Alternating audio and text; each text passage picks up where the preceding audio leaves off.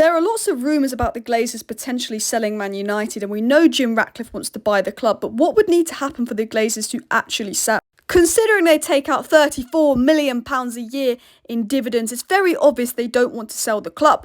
But they might have to. I'm going to talk about 5 things that could happen which would force the Glazers into selling Man United. The Glazer family are nothing but a disgrace. Buying Manchester United and putting debt on Manchester United that's now risen to nearly £515 million.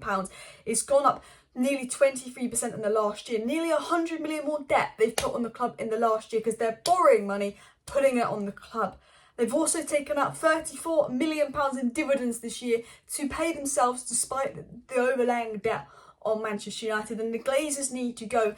And in today's video we're going to be talking exactly about what would need to happen for the Glazers to go. 5 scenarios that if they happened, the Glazers could potentially leave Manchester United. So we're going to get into that right now, but of course please do smash that like button, and of course subscribe down below if you're new. I go live every single evening on the channel, keeping you guys up to date with all the latest Manchester United news, more and short videos. Let's get into the video. Now, there's 5 different things that could happen which would probably force the Glazers into selling or mean they could probably sell. And we're going to get into the first point. But before I do that, I want to say this video is sponsored by the OneFootball app. If you want to stay up to date with all the latest Manchester United news, updates and more, make sure you download the OneFootball app. There's a link in my bio, second link in the description, to download the app. It's completely free. That's the best thing about it. It's completely free. You have it on your phone. You can open it and all your news is boosh there in a second. And my favourite thing about the OneFootball app is I've got all my news, score updates from around the world, and then I can scroll down, I can click on United, and I can get my club specific news. It's honestly my favourite football app, and I do so many videos at the moment, and luckily the OneFootball app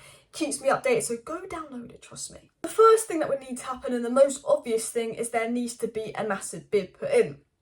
Now, we know just any ordinary bid, the Glazers won't sell United. The fact they took out an extra loan to buy Casemiro and Anthony to try and lower the protest to please the fans sums up that the Glazers, they do not want to sell United. But we know from sources close to the Glazers and reports from journalists that the Glazers don't have an emotional attachment to United. I mean, we know that. They don't fucking care about us.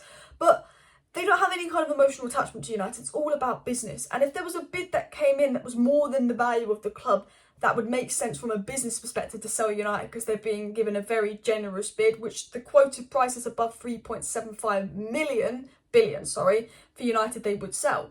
It's saying if a buyer comes in and offers basically £4 billion, they will sell the club. The problem is not many people have £4 billion. Jim Ratcliffe probably has that, but would he have enough to fully invest in the club? Because, you know, the club doesn't need just new players. It needs a new structure. It needs investment in scouts, but it needs investment in Old Trafford needs redoing. The training ground needs redoing. Like, these owners have left this club an absolute mess. It boils my blood because they've neglected everything. You know, look at Man City's training ground and stadium. It's state of the art. Look at ours. It's fucking rotting. You know, we're the only team in the Premier League that does not have a TV in the stadium.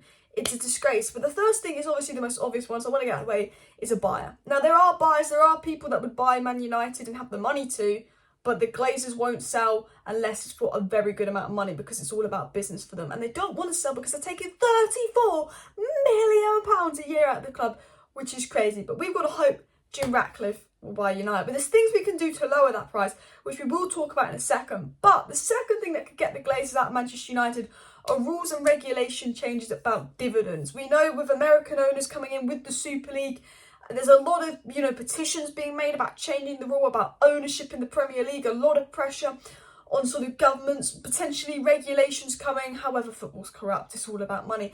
Let's be honest, but there was potential for a rule about dividends. MUST, a company, kind of came out with a statement saying that owners should not be allowed to take dividends out of a club unless the club is performing significantly well. And a lot of people, there's a lot of talk about, you know, should there be rules and regulations to stop owners taking dividends out of clubs, or could only take a set amount of dividends out of clubs to sort of preserve the footballing side of things. Now, I don't know if this would ever happen, but if there was a rule or regulation that came into place saying the Glazers could not take dividends out of Man United, then they'd probably be off, because why do they have United? £34 million a year. I mean, come on. We feed them money.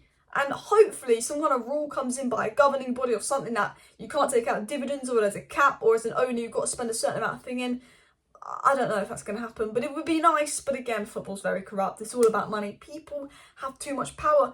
The third thing is they can't afford to run it.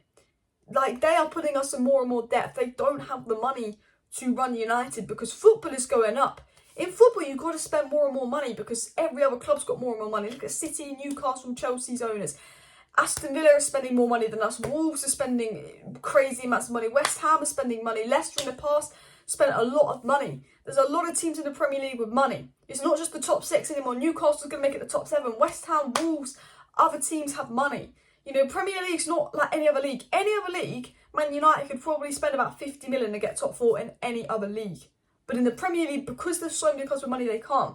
And when Villa are spending crazy amounts because they want to get there, it puts pressure on the Glazers. The Glazers have got to keep spending money to keep up with the other teams. If they want to be in top 4 and get the Champions League funds, if they want to be in top 6, they're going to keep spending money. And at the end of the day, the Glazers don't care about bringing United back to the top. But the Glazers want us in the Champions League because that's money for them. And the lower and lower we finish in the Premier League, the less and less money the Glazers get. Which, of course, they're not going to like.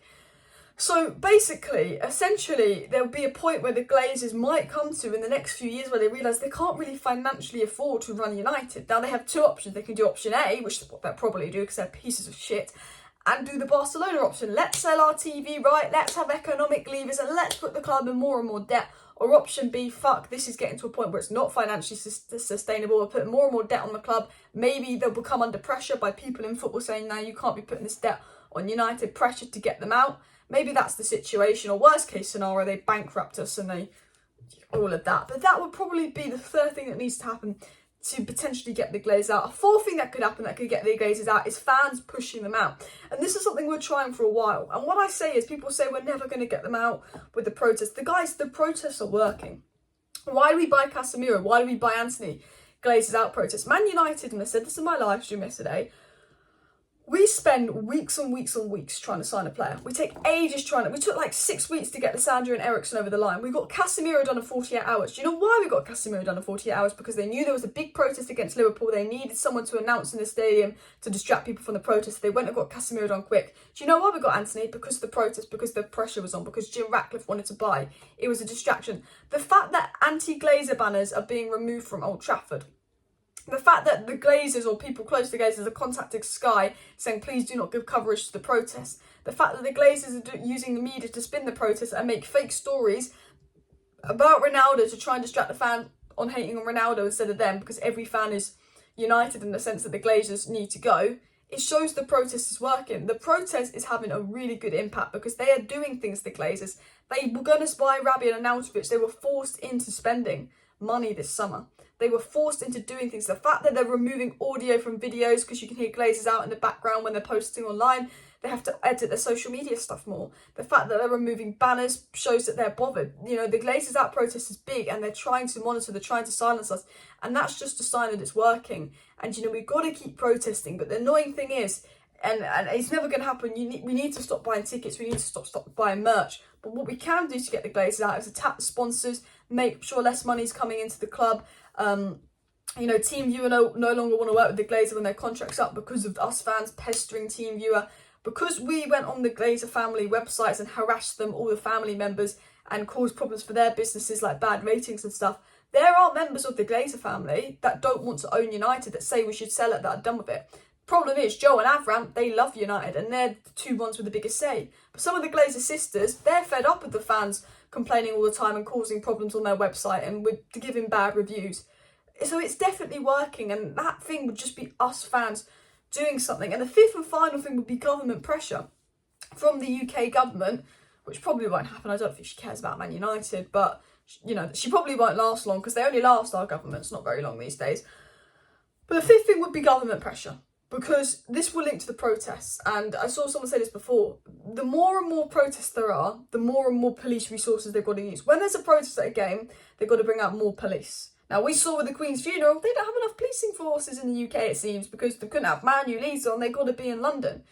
But the more protests, the more police forces, the more money we use. Now, the government will notice that, and that will annoy the government. Oh, we have to send extra police out of Manchester, spend extra money on this because of these fans protesting every single week. That puts pressure on the government. The Super League already put the Glazers in bad name under the government, but Boris is gone. You know, there's just external things, money going out the country, debt, but also just fans protesting, fans causing problems. You know, we can always start petitions for the governments to look at it, but it would be government pressure. Now, it's difficult for government to do a lot, but they could put pressure on the Glazers to sell. You know, we saw how Abramovich kind of had to get rid of Chelsea. It's definitely possible. So there are 5 things that if they happen, potentially the Glazers could be forced into selling Manchester United. Let me know your thoughts on these. I tried to think of 5 kind of original things that it's all possible of getting the Glazers out. Smash that like button if you are Glazers out. If you're watching right now and you're not Glazers out, do you support United? Subscribe down below. See you next time. Bye.